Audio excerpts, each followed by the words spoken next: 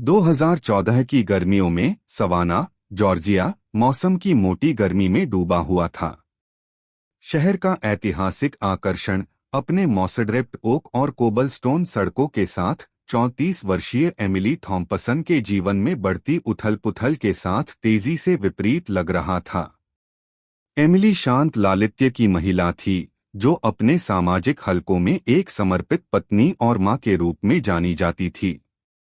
वह अर्डसले पार्क पड़ोस में एक आलीशान घर में रहती थी, एक जगह जो सतह पर एकदम सही लग रही थी, फिर भी एमिली के लिए अकेलेपन की गहरी भावना को परेशान करती थी। शहर के एक प्रमुख वकील मार्क थॉम्पसन से एमिली की शादी एक बार एक भावुक प्रेम संबंध थी, लेकिन इन वर्षों में वह जुनून एक दिनचर्या में फीका पड़ गया था जिसने एमिली को अलग-थलग महसूस कराया। मार्क एक समर्पित पति और पिता थे, लेकिन उनका काम अक्सर उन्हें व्यापारिक यात्राओं पर ले जाता था। एमिली को अपने घर की जिम्मेदारियों को नेविगेट करने और अपने दो छोटे बच्चों लिली और एथन की देखभाल करने के लिए छोड़ देता था। मार्क के करियर की मांगों ने उनकी बढ़ती भावनात्मक दूरी के साथ मिलकर उनके बीच एक खाई पैदा कर दी थी जिसे पाटना असंभव लग रहा था। एक बार जीवंत कनेक्शन वे साझा एक विनम्र, अभी तक दूर साहचर्य में ठंडा था। यह भावनात्मक उथल-पुथल की इस अवधि के दौरान था कि एमिली ने कला में सांत्वना मांगी, कुछ ऐसा जिसे वह हमेशा प्यार करती थी, लेकिन कभी भी पूरी तरह से नहीं खोजती थी। एक गर्म जून की शाम को एमिली ने सवाना शहर में एक आर्ट गैलरी खोलने में भाग लिया। यह कार्यक्रम स्थानीय प्रतिभाओं को प्रदर्शित करने के लिए जानी जाने वाली एक छोटी, फिर भी परिष्कृत गैलरी में आयोजित किया गया था। एमिली ने पहले भी इस तरह के कई कार्यक्रमों में भाग लिया था, लेकिन यह एक अलग होगा, यह उसका जीवन बदल देगा। गैलरी में एमिली ने खुद को जीवंत, अमूर्त चित्रों की एक श्रृंखला से मोहित पाया जो भावना के साथ स्पंदित लग रहा था। के रूप में वह बोल्ड स्ट्रोक और ज्वलंत रंग निहार खड़ा था। वह उसके बगल में एक उपस्थिति महसूस किया। मुड़ते हुए वह हड़ताली हरी आंखों और एक चंचल मुस्कान के साथ एक युवा महिला की टकटकी से मिली। महिला ने खुद को जेसिका मिलर के रूप में पेश किया। काम के पीछे कलाकार एमिली की प्रशंसा कर रहा था। जेसिका 28 साल की उम्र में वह सब कुछ थी जो एमिली नहीं थी, बोल्ड, लापरवाह और अनपेक्षित रूप से खुद। जेसिका एक कलाकार थी जो किनारे पर रहती थी, जीवन को एक जुनून के साथ गले लगाती थी जो उसके काम में परिलक्षित होती थी। वह कुछ साल पहले सवाना चली गई थी, जो शहर के कलात्मक समुदाय और इसके जीवंत, फिर भी शांत वातावरण द्वारा खींची गई थी। जेसिका का जीवन एमिली के विपरीत था। जबकि एमिली के दिन पारिवारिक और सामाजिक दायित्वों की मांगों से भरे हुए थे, जेसिका स्टारलैंड जिले में एक मचान में रहती थी, जो अन्य कलाकारों और मुक्त आत्माओं से घिरा हुआ था।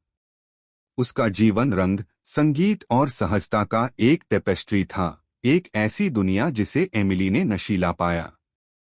दोनों महिलाओं के बीच बातचीत आसानी से प्रवाहित हुई, कला से शुरू हुई, लेकिन जल्द ही अधिक व्यक्तिगत विषयों में तल्लीन हो गई।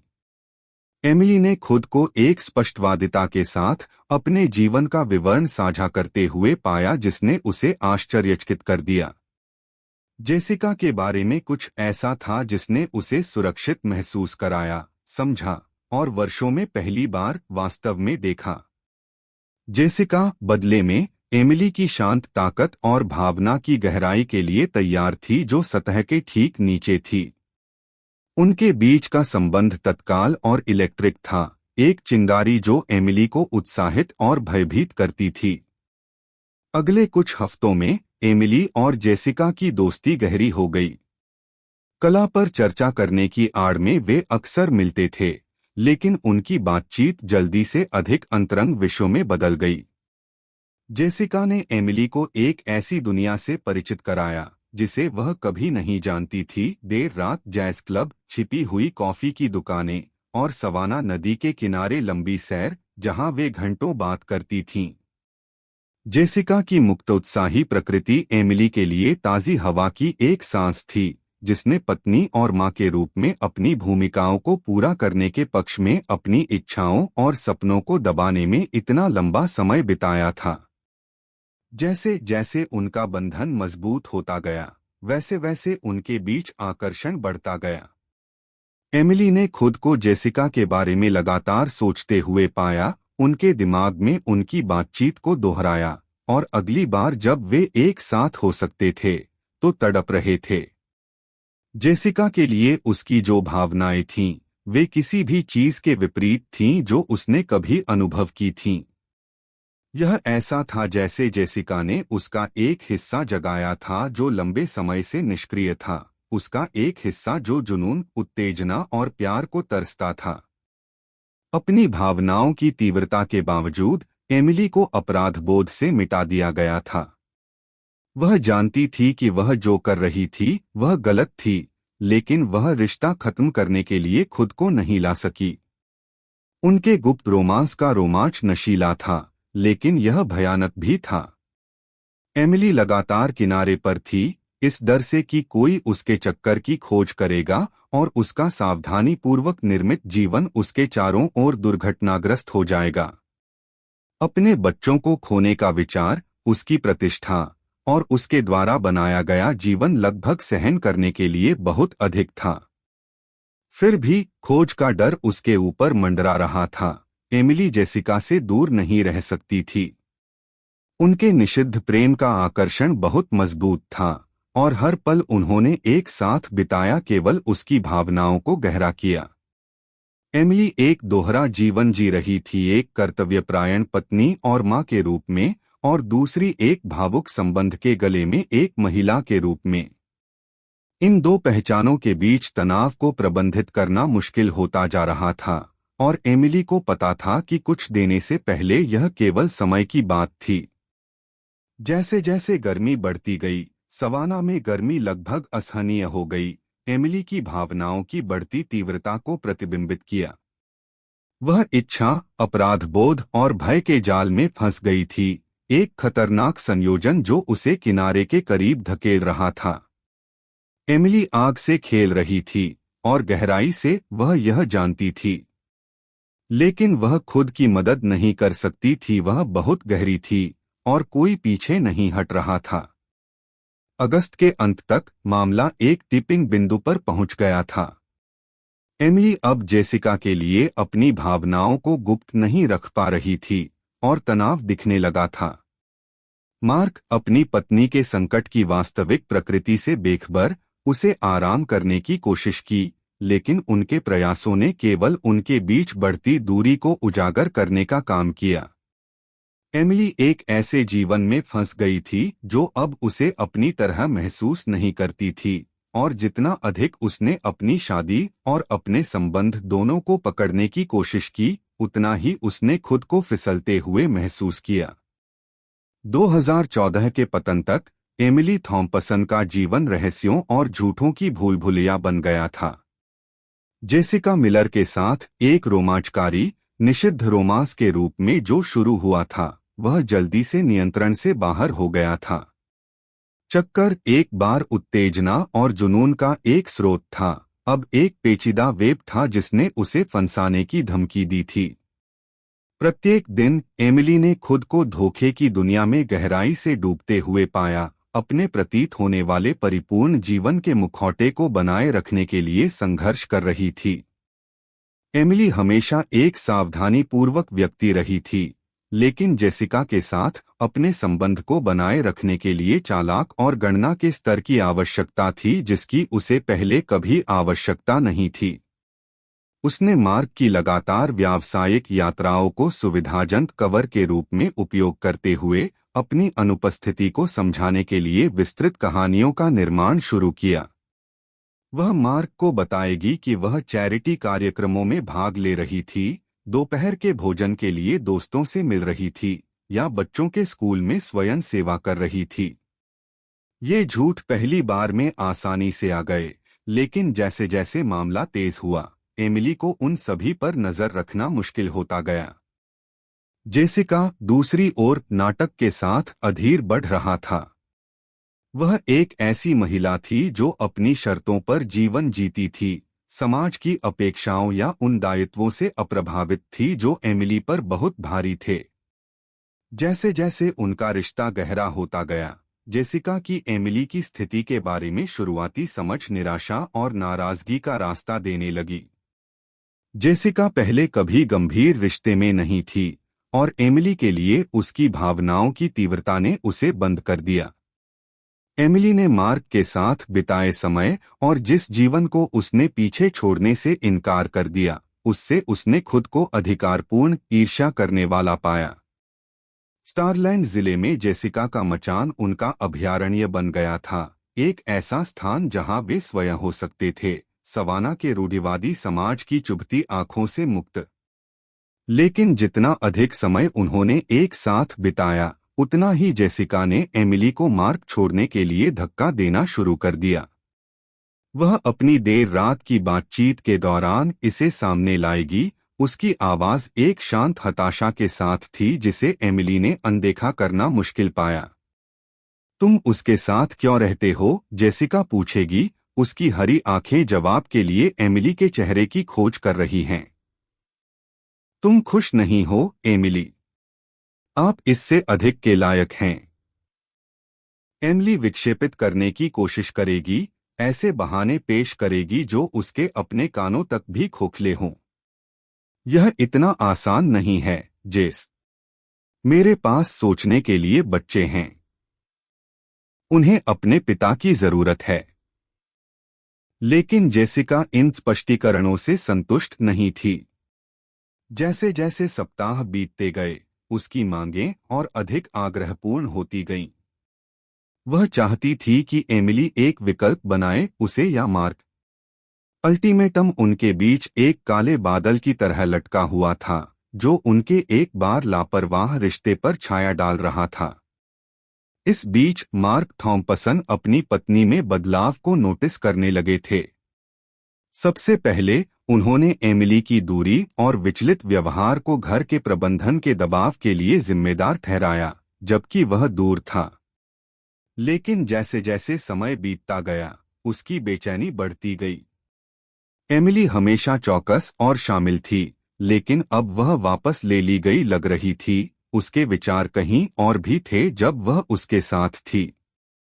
मार्क एक तेज विश्लेषणात्मक व्यक्ति था, लक्षण जिसने उसे अपने कानूनी करियर में अच्छी तरह से सेवा दी थी।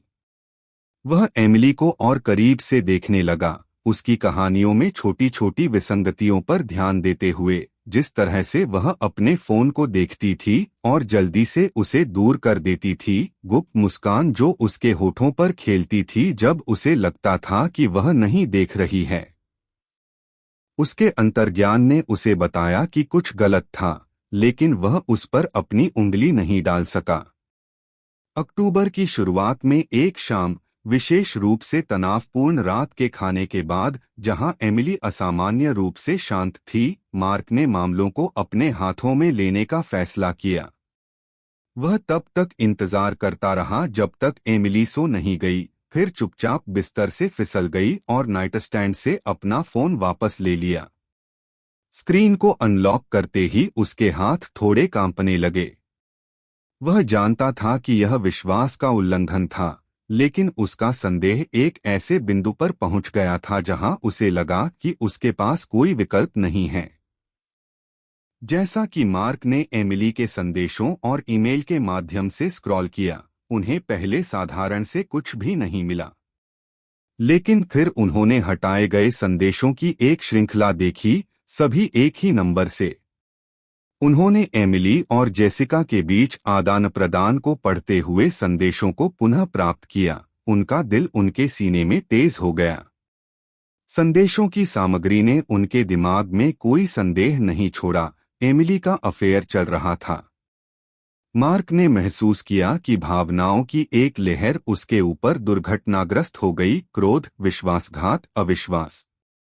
उन्होंने हमेशा खुद को नियंत्रण में रखने पर गर्व किया था, लेकिन उस क्षण में उन्होंने महसूस किया कि उनकी दुनिया सुलझ रही है। उसने तुरंत एमिली का सामना नहीं किया। इसके बजाय उसने चुपचाप आगे की जांच करना शुरू कर दिया, सबूत इकट्ठा किए और एक साथ टुकड़े करने की कोशिश की कि यह कितने समय से चल रहा था और विश्वासघात कितना गहरा था। जैसे जैसे दिन बीतते गए, थॉम्पसन के घर में तनाव बढ़ता गया।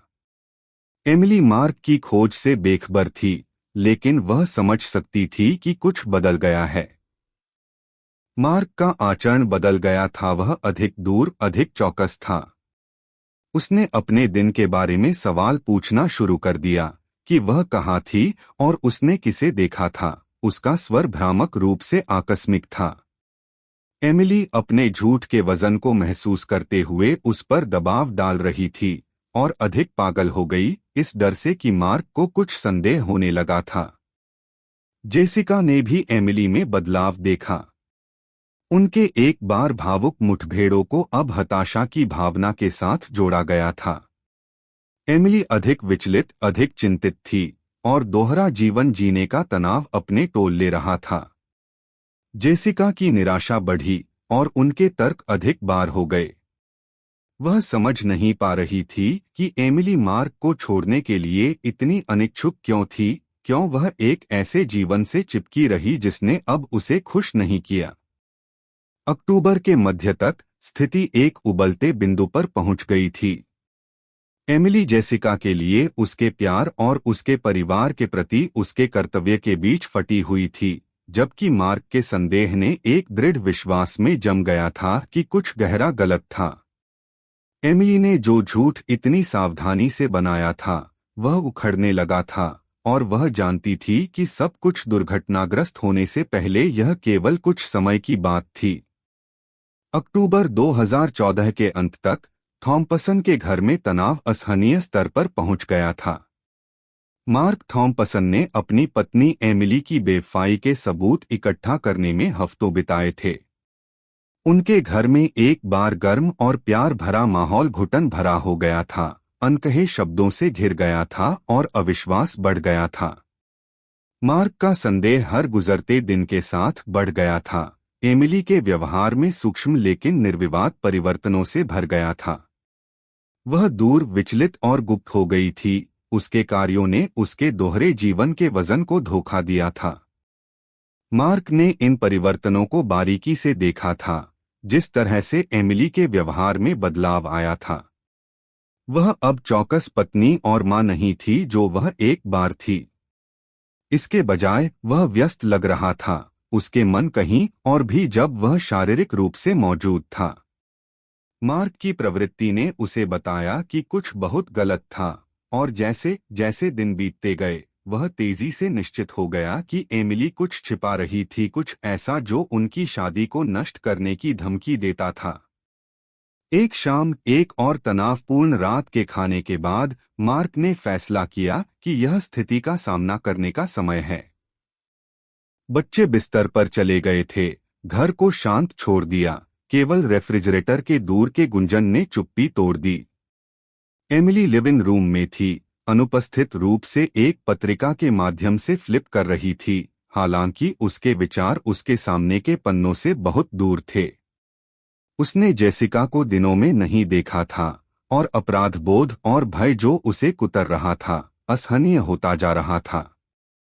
मार्क ने कमरे में प्रवेश किया, उसकी अभिव्यक्ति कठिन और अपठनीय थी। एमिली ने हवा में तनाव को महसूस करते हुए देखा। वह उस पर अपनी टकटकी का भार महसूस कर सकती थी, यह जानते हुए कि वह उस अनिर्दिष्ट मुद्दे को संबोधित करने वाली थी जो हफ्तों से उन पर लटका हुआ था। जैसे ही मार्क उसके पास बैठ गया, एमिली का दिल दौड़ने लगा। वह हमेशा से जानती थी कि यह पल आएगा, लेकिन वह इसकी वास्तविकता के लिए तैयार नहीं थी। मार्क के सवालों को इंगित किया गया था, उनके स्वर ने क्रोध और चोट को धोखा दिया जो उनके अंदर निर्माण कर रहा था। उसने संकेत देखे थे, गुप्त फोन कॉल, हटाए गए संदेश, जिस तरह से एमिली का चेहरा हल्का हो जाएगा जब उसे लगा कि वह नहीं देख रही है।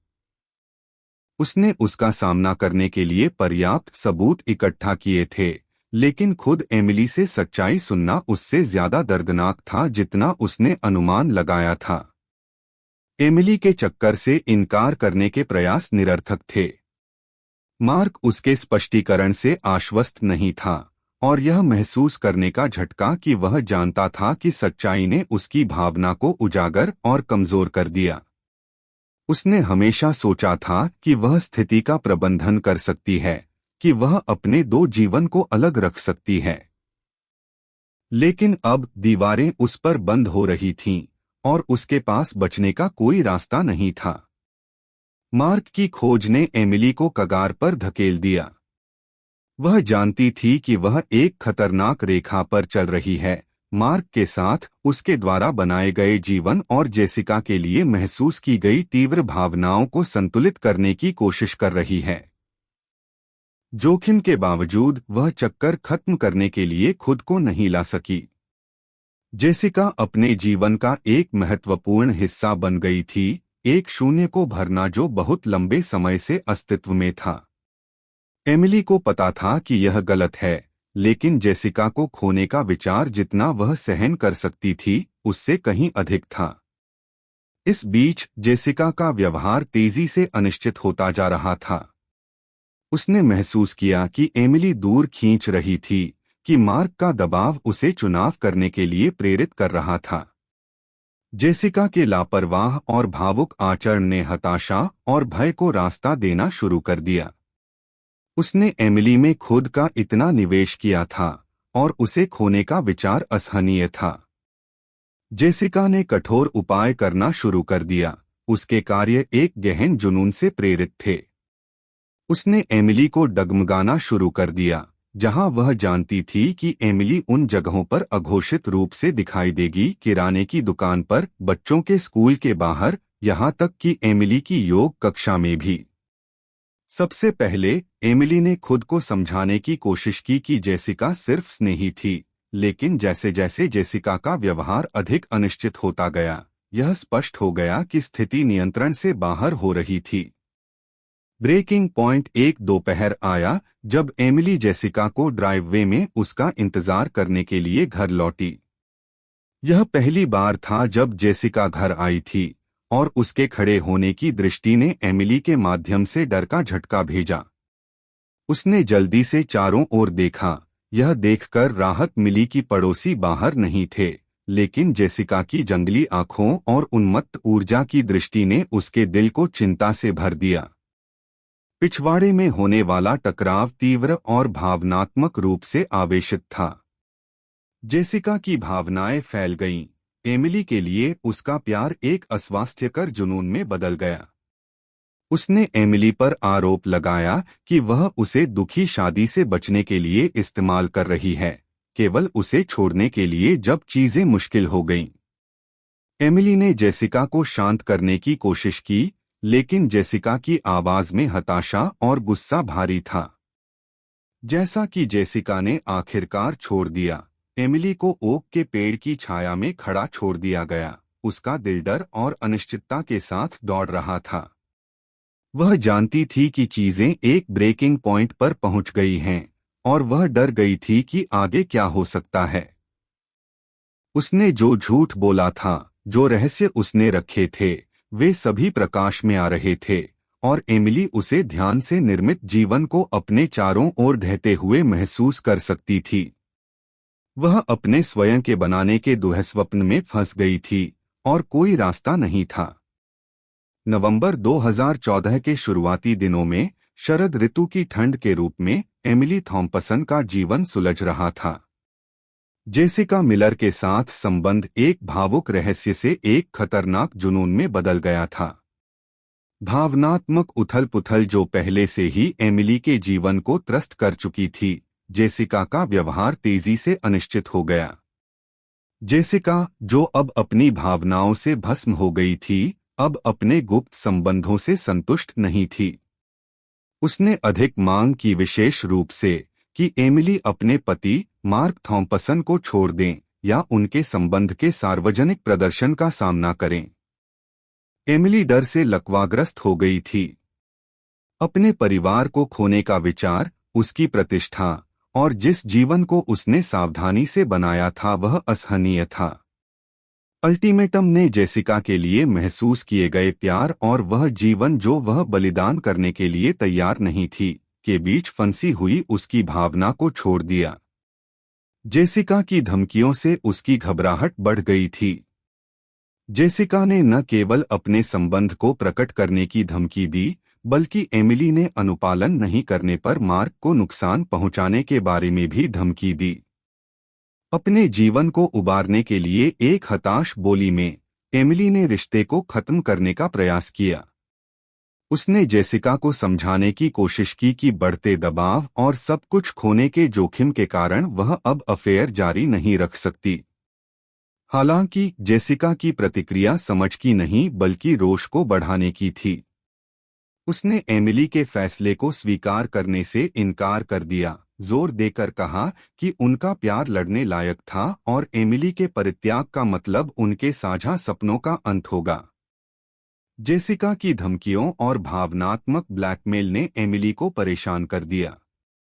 जेसिका की जिद की एमिली को अपने परिवार और उसके बीच चयन करना था, तेजी से खतरनाक होता जा रहा था। एमिली ने महसूस किया कि बस दूर चलना एक विकल्प नहीं था, क्योंकि जेसिका का जुनून और खतरे एक उबलते बिंदु पर पहुंच गए थे। स्थिति तब सामने आई जब जेसिका ने मार्क की सुरक्षा के खिलाफ स्पष्ट धमकी दी। इसने एमिली के लिए एक रेखा पार कर ली जो पहले से ही अत्यधिक तनाव में थी। वह अपने पति की सुरक्षा के लिए डरती थी और महसूस करती थी कि उसके विकल्प कम हो रहे हैं। अपनी हताश स्थिति में एमिली ने एक निर्णय लिया जिसके दुखद परिणाम होंगे। 15 नवंबर 2014 को एमिली ने जेसिका को उसके घर और मार्क से दूर करने की योजना बनाई। उसने एक रोमांटिक पलायन का प्रस्ताव रखा, यह सुझाव देते हुए कि वे जंगल में एकांत केबिन में एक साथ सप्ताहांत बिताते हैं। स्थान शहर के बाहरी इलाके में एक पुरानी पारिवारिक संपत्ति। एमिली की जरूरत के लिए एकदम सही अलगाव की पेशकश की। उसे उम्मीद थी कि जेसिका को अलग करके वह उसे शांत कर सकती है और उसे अकेला छोड़ने के लिए मना सकती है। जेसिका, जिसे वह एक खंडित रिश्ते के रूप में मानती थी, को ठीक करने के लिए उत्सुक थी, बिना किसी संदेह के योजना के लिए सहमत हो गई। उसने इसे अपने रिश्ते को सुधारने और एमिली को वह निर्णय लेने के लिए मनाने के अवसर के रूप में देखा जो वह चाहती थी। एमिली ने केबिन को सावधानीपूर्वक तैयार किया, यह सुनिश्चित करते हुए कि यह आमंत्रित और रोमांटिक दिखाई देगा। वह चिंतित थी क्योंकि उसने केबिन स्थापित किया था, उसका दिमाग उसके आसन्न कार्यों के वजन के साथ दौड़ रहा था। अपनी निर्धारित यात्रा से एक रात पहले एमिली ने केबिन में नींद की गोलियों की एक बोतल रखी, यदि आवश्यक हो तो जेसिका को शांत करने के लिए उनका उपयोग करने का इरादा था। वह विवादित थी, लेकिन बढ़ती धमकियों को समाप्त करने और अपने परिवार की रक्षा करने के लिए दृढ़ थी। एमिली की योजना जेसिका को खतरों के बारे में सामना करने की थी। उम्मीद है कि अलगाव उसे सार्वजनिक रूप से होने के अतिरिक्त दबाव के बिना उसके साथ तर्क करने का मौका देगा। 16 नवंबर की सुबह एमिली ने रोमांटिक सप्ताहांत के ढोंग के तहत जेसिका को केबिन में ले जाया। ड्राइव तनावपूर्ण था। एमिली का दिमाग योजना और जेसिका के आशावादी व्यवहार के साथ व्यस्त था। वे दोपहर की शुरुआत में केबिन में पहुंचे और एमिली ने सामान्य स्थिति का एक पहलू बनाए रखने के लिए कड़ी मेहनत की, भोजन तैयार किया और दृश्य को सेट किया जैसे कि सब कुछ वैसा ही था जैसा होना चाहिए। जैसे जैसे दिन रात में बदल गया, एमिली की चिंता बढ़ती गई। वह जानती थी कि टकराव अपरिहार्य होगा और उसे डर था कि अगर जेसिका ने भरोसा नहीं किया तो क्या हो सकता है। स्थिति अपने महत्वपूर्ण बिंदु पर पहुंच गई जब रात के खाने के दौरान जेसिका ने एमिली को अपने फैसले के बारे में फिर से धक्का देना शुरू कर दिया। वह अडिग थी कि एमिली को मार्क को तुरंत छोड़ देना चाहिए या वह अपनी धमकियों का पालन करेगी। एमिली का डर हल हो गया। जैसे ही शाम को पहना जाता है, वह चुपचाप टकराव के लिए तैयार हो जाती है, एक शांत बाहरी बनाए रखते हुए जेसिका के पेय में नींद की गोलियां फिसल जाती हैं। जब जेसिका सूख गई और अंततः सो गई, तो एमिली की राहत उसके कार्यों की गंभीरता से शांत हो गई। अगली सुबह जेसिका अभी भी बेहोश होने के साथ, एमिली को पता था कि उसे जल्दी से अभिनय करना होगा। उसने रिश्ते को खत्म करने के बारे में एक कठिन बातचीत करने की योजना बनाई थी, लेकिन वृद्धि ने उसे कार्रवाई के अधिक कठोर पाठ्यक्रम में मजबूर कर दिया। एमिली ने महसूस किया कि उसके कार्यों ने अब उसे एक खतरनाक स्थिति में डाल दिया था और उसे अपने अगले कदमों पर ध्यान से विचार करने की आवश्यकता थी। जैसे ही जेसिका सो रही थी, एमिली अपनी पसंद की विशालता से जूझ रही थी। केबिन का अलगाव एक बार एक शरण, अब एक जेल की तरह महसूस किया। झूठ और हताश फैसलों ने उसे बिना किसी वापसी के एक बिंदु पर ले जाया था और उसके कार्यों के परिणाम उसके विवेक पर भारी पड़ने लगे थे। एकांत केबिन में 16 नवंबर 2014 की घटनाएं उनके दुखद चरमोत्कर्ष पर पहुंच गईं। केबिन एक बार एमिली थॉम्पसन और जेसिका मिलर के लिए एक अभयारण्य, एक दुखद टकराव का स्थल बन गया था जो हमेशा के लिए उनके जीवन को बदल देगा। घबराहट और भय की वृद्धि से अभिभूत एमिली ने खुद को अकथनीय हताशा के क्षण में पाया। जैसा कि जेसिका के साथ तर्क बढ़ गया था, एमिली का संकल्प जेसिका की मांगों और खतरों के वजन के तहत गिर गया। अचानक आवेगी कार्य में एमिली ने पास के सोफे से एक तकिया पकड़ लिया और आतंक और संकल्प के मिश्रण के साथ जेसिका को लाद दिया। संघर्ष तीव्र लेकिन संक्षिप्त था और क्षणों के भीतर जेसिका का प्रतिरोध फीका पड़ गया, उसकी सांस धीमी हो गई।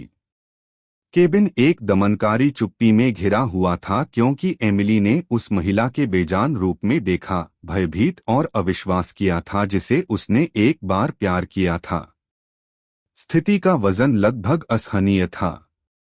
एमिली का दिल दौड़ गया और आंसू उसके चेहरे पर बह गए क्योंकि उसे अपने कार्यों की विशालता का एहसास हुआ।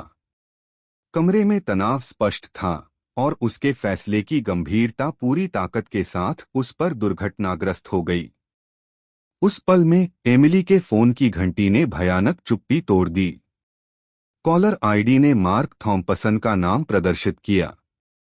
एमिली के हाथ कांप के रूप में वह जवाब दिया, उसकी आवाज भावना के साथ मोटी।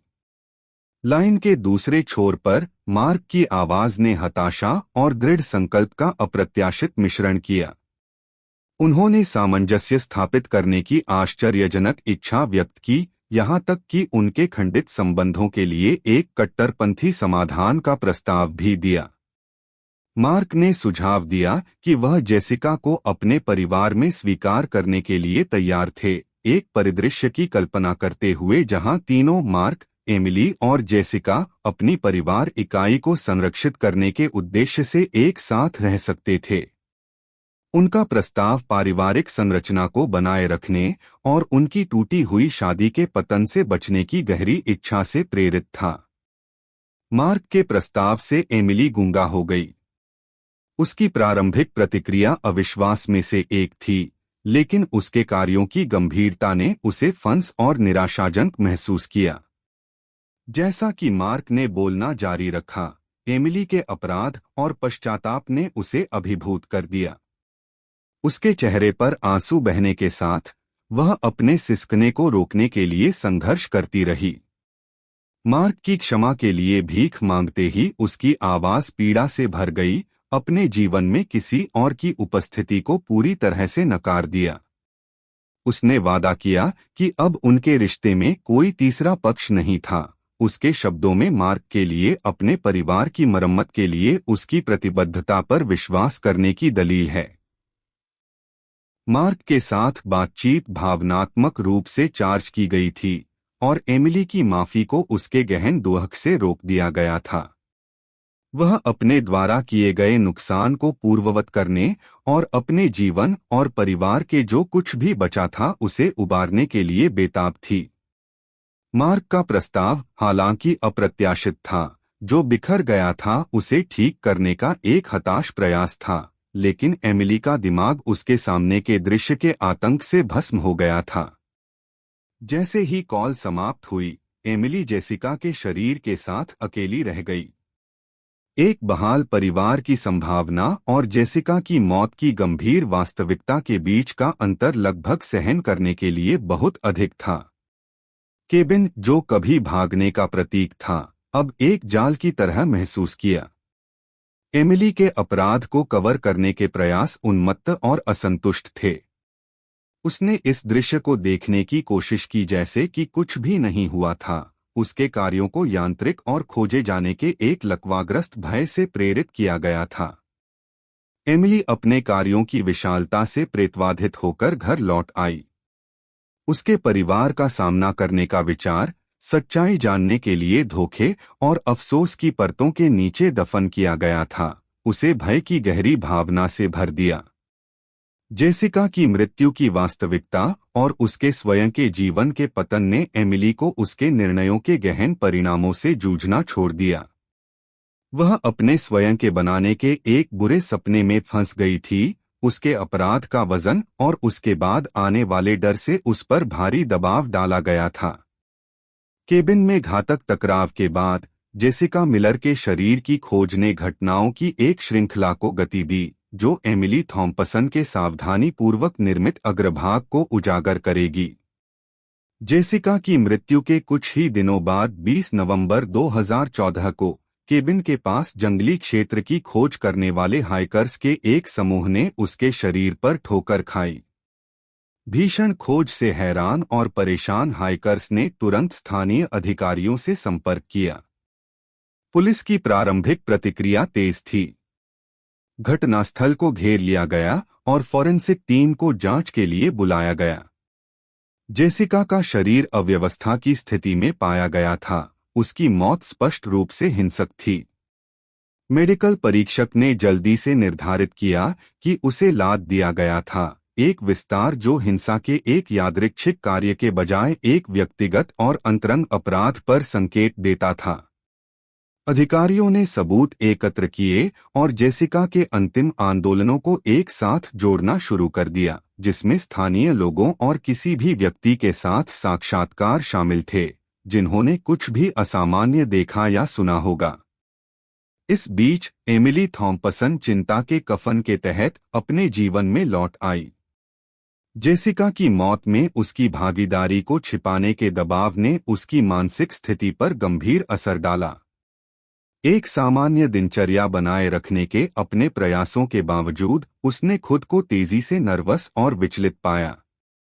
पुलिस ने जेसिका की हालिया बातचीत और उसकी मौत की असामान्य प्रकृति को देखते हुए एमिली सहित उसके सबसे करीबी लोगों पर अपनी जांच केंद्रित करना शुरू कर दिया। उनकी जांच के हिस्से के रूप में पुलिस ने एमिली को उसके घर पर साक्षात्कार दिया। एमिली ने शांत और रचना को प्रोजेक्ट करने का प्रयास करते हुए जेसिका के साथ अपने संबंधों के बारे में उनके सवालों के जवाब दिए। उसने संदेह को हटाने की उम्मीद करते हुए सावधानीपूर्वक तैयार की गई प्रतिक्रियाएं प्रदान कीं। हालांकि पुलिस ने एमिली को अपराध स्थल से जोड़ने वाले महत्वपूर्ण सबूत पहले ही इकट्ठा कर लिए थे। उन्होंने पाया कि एमिली ने जेसिका की मृत्यु के दिन केबिन का दौरा किया था, एक तथ्य जो इलेक्ट्रॉनिक रिकॉर्ड और गवाह के बयानों से पुष्टि करता है। जांच का तनाव बढ़ गया और एमिली के झूठ जांच के तहत उखड़ने लगे। एमिली के खाते में विसंगतियों के साथ संयुक्त फोरेंसिक साक्ष्य ने पुलिस को उससे अधिक तीव्रता से सवाल करने के लिए प्रेरित किया। जैसे जैसे पूछताछ आगे बढ़ी, एमिली का शांत होना शुरू हो गया। उसके अपराध बोध का भार और उजागर होने का डर असहनीय हो गया। 23 नवंबर 2014 को दबाव एक ब्रेकिंग पॉइंट पर पहुंच गया। एमिली अपने कार्यों की विशालता से अभिभूत और उसके खिलाफ बढ़ते सबूतों का सामना करने में असमर्थ टूट गई और अपराध कबूल कर लिया। उसका कबूलनामा एक अश्रुपूर्ण और पश्चाताप भरे बयान में दिया गया था, जहां उसने हताशा और घबराहट में जेसिका को मारने की बात स्वीकार की थी। एमिली ने जेसिका की मृत्यु तक की घटनाओं का वर्णन किया, जिसमें तर्क और जेसिका के जीवन को समाप्त करने का उसका अंतिम निर्णय शामिल था। स्वीकारोक्ति उसके अपराध का एक दर्दनाक प्रवेश था और उसके पश्चाताप के कुचल बोझ से राहत के कुछ झलक के लिए एक हताश दलील थी। पुलिस ने औपचारिक रूप से एमिली को गिरफ्तार कर लिया और उसके खिलाफ आरोप जल्द ही अदालत के सामने लाए गए। गिरफ्तारी एक सार्वजनिक तमाशा था और एमिली के कबूलनामे की खबर समुदाय के माध्यम से तेजी से फैल गई। अफेयर के रहस्योद्घाटन और क्रूर हत्या ने उन सभी को चौंका दिया जो थॉम्पसन और जेसिका को जानते थे।